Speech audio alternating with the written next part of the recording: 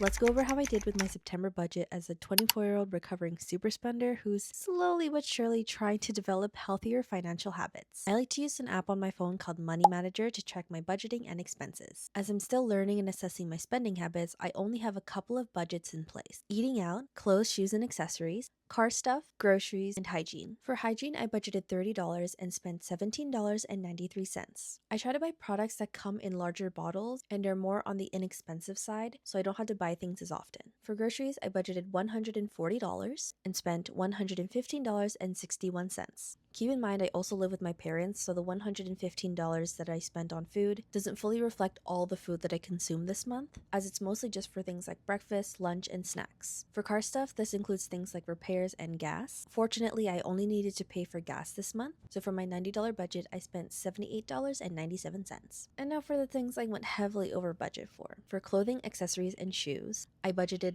$30 and I spent $67.35. This honestly should be more because I bought a really cute Miffy bag, but I used my credit card to pay for it, and I've only paid off half of the bag. So half of the bag is what's reflected in the $67 along with some other purchases. And finally, eating out.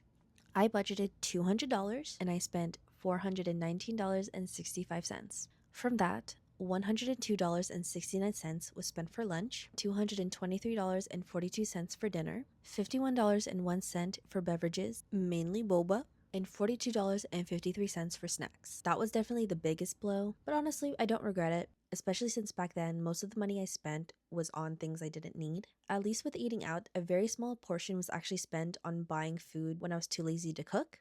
Majority of it was spent on dinner with friends and family.